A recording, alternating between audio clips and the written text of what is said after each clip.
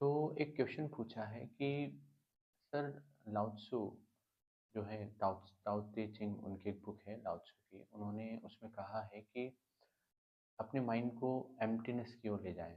जो ये जो माइंड है, ये जो भटक रहा है, बार बार इसमें जितने विचार आते हैं, तो इसे एम्प्टीनेस की ओर ले जाएं। और तब जाकर आप जो है इटर्निटी को, या तब जाकर आप जो है जो ब्लिसफुल स्टेट है उसको हासिल कर सकते हैं। पर ये जो इस भागदौड़ भरी लाइफ है, इसमें हम ये कैसे हासिल करें? तो एक स्टूडेंट है, उन्होंने क्वेश्चन पूछा है। लाओ त्सु जो भी बोलते हैं ताओ ते चिंग में, उन्हें एक्सप्लेन करना एक बहुत मुश्किल काम है। उसको समझने के लिए और एक्सप्लेन करने के लिए बहुत हाइटेंड माइंड की रिक्वायरमेंट होती है। मैं फिर भी कोशिश करता हूँ कि मैं अपने दिमाग से, अपनी जो मेरी समझ है उससे उसे समझा पाऊँ। देखिए, पहली बात तो ये कि जो एम्प्टीनेस है उसका मतलब आप समझ जाएं क्या होता है। एम्प्टीनेस का मतलब ये बिल्कुल नहीं है कि आपके माइंड में विचार बिल्कुल ना हो। एक ही कंडीशन में आपके माइंड में विचार नहीं होंगे, जब आप जो है जो पर्सन जो है कोमा में है या डेथ हो गई है पर्सन की, तब जाके जो है एक पर्सन के दिमाग में थॉट नहीं होंगे, अदरवाइज विचार तो होंगे। एम्प्टीनेस का मतलब ये है कि जो आपके माइंड में दिन भर विचार आते रहते हैं, वो जो विचार हैं, वो विचारों की जो स्पीड है वो स्लो हो जाए। यानी कि जहाँ पे एक विचार के साथ दूसरा विचार, दूसरे विचार के साथ तीसरा विचार चलता रहता है, तो ये जो विचार हैं उनके बीच में गैप बढ़ जाए। नॉर्मली हमारा जो माइंड है उसमें जो थॉट्स आते रहते हैं उनमें कोई गैप नहीं होता, एक के बाद एक थॉट चलता रहता है। तो ये मैंने अपने पहले वीडियो में बताया था कि जब आप अपने माइंड के बीच में, माइंड के जो थॉट्स हैं उनके बीच में अगर गैप ले आते हैं, जो एक गैप जो है वो आ जाता है, यानी कि स्पेस क्रिएट हो जाता है आपके विचारों के बीच में, तो उसे ही एम्प्टीनेस की स्टेट कही जाती है। यानी कि वो एक ऐसा गैप होता है, वो एक ऐसा स्पेस होता है जहाँ पे आपको इंसाइट आ सकती है ना? जो ज़रूरी क्वेश्चन हैं आपको उसके आंसर मिल सकते हैं। तो लेकिन ये भाग-दौड़ भरी ज़िंदगी में कैसे आए? हमारे जो स्टूडेंट हैं उनका क्वेश्चन ये है।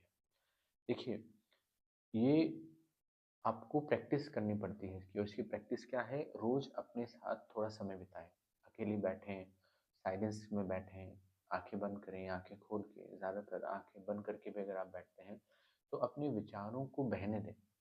जब आपके विचार बहते जाएँगे, आप उन्हें सिर्फ़ ऑब्ज़र्व करते जाएँगे, उन्हें देखते जाएँगे कि एक विचार आ रहा है और जा रहा है, आ रहा है और जा रहा है, फिर दूसरा विचार आ रहा है, फिर जा रहा है। तो जब ये विचार आता जाएगा, जाते जाएँगे, तो इनके बीच में धीरे-धीरे इनकी स्पीड जो है वो कम हो जाएगी, और जैसे इनकी स्पीड कम होगी तो इनके बीच में एक स्पेस जो है वो क्रिएट हो जाएगा। यही जो स्पेस है, यही एम्प्टीनेस है। तो ऐसी चिंता ना करें कि इस भाग-दौड़ वाली ज़िंदगी में क्या करें। तो आप तो मॉर्निंग में और इवनिंग में ये काम कर सकते हैं ना कि रोज़ 20 मिनट निकालें, 15 से 20 मिनट मॉर्निंग में, और 15 से 20 मिनट आप निकालें इवनिंग में, और सिर्फ शांत बैठ जाएँ अकेले। और कुछ ही महीनों में आप देखेंगे कि आपके एक पर्टिकुलर टाइम पे आपके विचारों के बीच का जो स्पेस है वो बढ़ गया है। वही एम्प्टीनेस है। जब आप उस एम्प्टीनेस में पहुँचते हैं, वो एम्प्टीनेस आती है, तो आपको इनसाइट्स आने लगती हैं। इनसाइट्स का मतलब ये कि आपको कोई क्वेश्चन है जो बहुत टाइम से परेशान कर रहा है, आपकी रियल लाइफ से जुड़ा हुआ क्वेश्चन, उसका आंसर आपको चाहिए, तो वो आंसर धीरे-धीरे पॉप अप होना शुरू हो जाता है। तो ये कहलाता है एम्प्टीनेस, रेस्टलेसनेस की जो इस होती है उस कंडीशन में आकर, जब आप अ, रुक जाते हैं, स्लो हो जाते हैं, माइंड के बीच, माइंड में जो विचार हैं उनके बीच में स्पेस बढ़ जाता है, that is known as emptiness.